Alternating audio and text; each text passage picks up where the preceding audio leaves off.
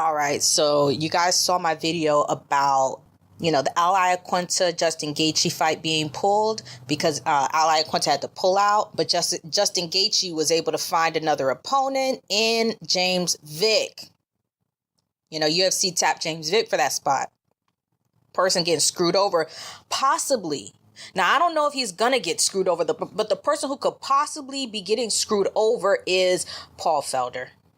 Paul Felder. Paul Felder put in a tweet. He said, slapped in the face for the second time this year. Nothing kills your motivation like training and cutting weight for nothing. WTF, hashtag bullshit. Hashtag bullshit. And I think it's well stated, and it's in Paul Felder fashion to kind of say something like that. He has been recently in small doses, been airing out some of his grievances with how he's developed in the UFC and how he's progressed throughout the rankings. And man, I feel for the guy. What do you do? I do feel for him, but the thing is, it's not fair, but life's not fair. It's not fair, but life is not fair, right? All of this stuff, it comes like when you eat cookies, what comes with the cookies? The calories. When you eat cookies, the calories come with it. And right now, you're eating your cookies, you're enjoying your snack, which is the UFC and fighting, but the calories is the hashtag bullshit. That hashtag bullshit that you're talking about, that's the calories. That is the calories. And the way to shed that weight, keep those calories down is you got to do some work. You got to get out there and do some work, and you got to get out there and sweat. And it has nothing to do with the octagon. It has absolutely nothing to do with the octagon. I do feel bad. It's 2 times in a row. He didn't even put that part. He said 2 times this year. It's actually 2 times in a row.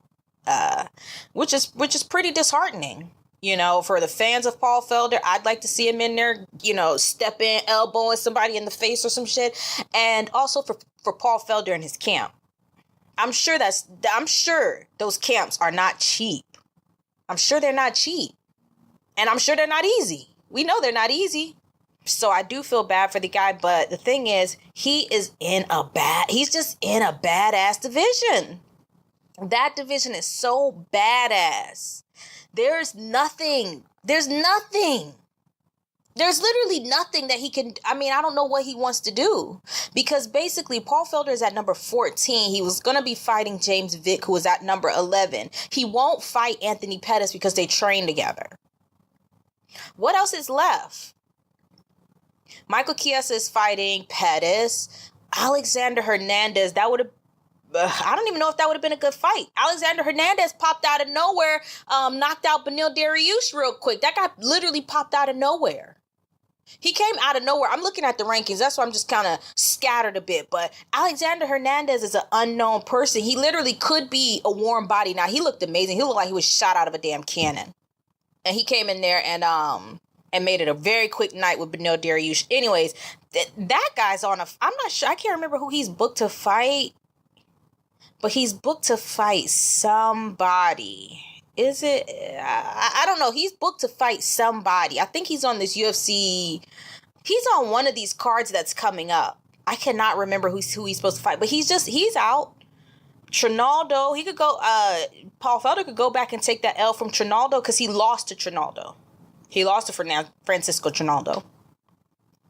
The sad thing is Paul Felder is probably going to get somebody down in the rankings.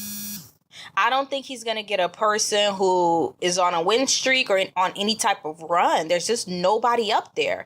Okay, so I said Alexander is booked to fight somebody. I just cannot remember. Alexander Hernandez booked to fight somebody. Anthony Pettis won't fight. James Vick pulled. Ally Aquinta out. Michael Chiesa booked. Nate Diaz, God knows what Nate Diaz is doing, but he's definitely not coming in to fight Paul Felder.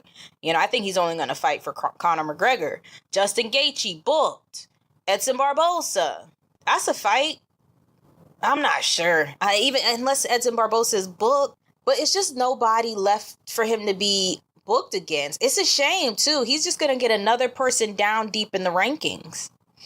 But I want to touch on something that, because I read this article from MMA Junkie, and MMA Junkie basically, like the title of this thing is the title of this article is pretty dumb. It's just odd. It says, once again, a UFC switcheroo screws up Paul Felder's plans.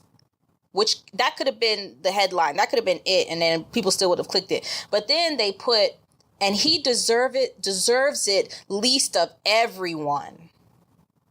What in the hell are they talking about? He deserves it least of everybody? They come down here, and the part where they explain this whole least of everybody thing is like, they're like, Felder seems like the guy who's least deserving of being constantly jerked around. I don't think he deserves to be constantly jerked around, but it's like everybody gets constantly jerked around. It's the UFC. You know, that's how they are. But anyways, their reasons say he's a good and exciting fighter. That's not a reason. That's not actually a reason to not be jerked around. You know what I mean? I don't get that. Like, that's not even a reason to move up the rankings just because he's a good and exciting fighter. You being a good and exciting fighter is what got you signed to the UFC, right? That was step one. Okay, then they say, I go on to read it, he says he's got a streak of not just wins, but brutal finishes. And I agree with that. He does have, you know, I've seen him lose though. I mean, he's up and down. He's kind of, Paul Felder's, you know, he's on a win streak now, but he's lost quite a few. But anyway, it says, you know, he's got a streak of not just wins, but brutal finishes. And the thing is, that's not a reason for him to, like, you know what I mean? Like, be moving up the rankings, or for them to say, you know, we need somebody to fill this body, but we got to keep this matchup together because we got to do right by Felder. It's like, that's not a reason. That reason there, he, you know, wins and brutal finishes, that's what keeps him in the UFC, right? That's just what keeps him in the UFC. And then it says he's a good ambassador for the sport and the company in his role as a broadcaster. Fair. Another thing I agree with. But the thing is, that has nothing to do with the UFC. That's his own personal branding.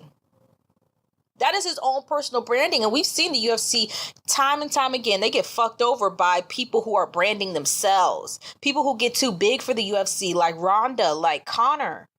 It looks like, oh, this is so great when it's happening. But down the line, it starts to feel sour. Ronda Rousey, we saw that thing go absolutely ass up. We saw the whole thing just go straight tits up. Because she just, you know, no telling what was going on with the girl mentally, but we saw that thing. That was their cash cow, and she's out. Same with Conor McGregor. Same thing with Conor McGregor. Not only is he out, he costed them a bunch of money on that Brooklyn card. Then the last thing it says, plus he's a company guy who agrees to basically everything the UFC asks of him. All he asks for in return is a chance to fight. They give him a chance to fight. They do. They give him a chance to fight. And the thing is, that thing about being a company guy who agrees to basically everything, it doesn't help you in your own personal fight game. It really doesn't. That's the thing. It's a balancing act between being a good ambassador for the sport and, you know, and trying to brand yourself and then like trying to brand the UFC. Like, you need to balance it. It needs to be a nice balancing act because company guys, let me think. Who is a company guy who has a strap right now? Company guy. Let me think. No one. Company guys don't get straps. Company guys, people who never go against the grain, never get straps.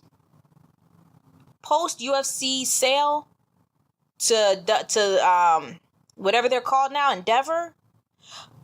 Since then, you cannot just sit there and be a company man. Stipe was trying to be a company man. And even he got fed up. He said, give me that damn belt, Dana. You're not putting this around my waist. Where's my team at? Where's the people who support me? Remember when he did that? After he beat Francis Ngannou, who they were gassing up?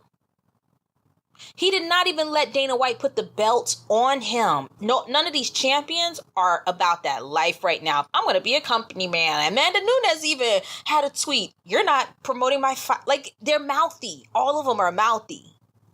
I think that Paul Felder needs to get a little mouth. We see that you have grievances. Don't bite your tongue. It's not real. It's not realistic. Nobody in the real world notices a grievance and bites their tongue about it.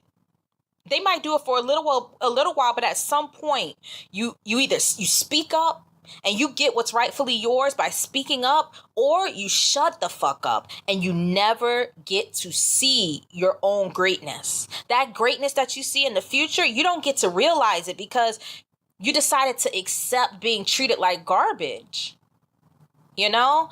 And I hate to say that they're treating Paul Felder like garbage, but he's not getting what he wants. He believes that he deserves, like, you know, some great fights with some big names. All the big names are too big for him. All of the big names are actually too big for him.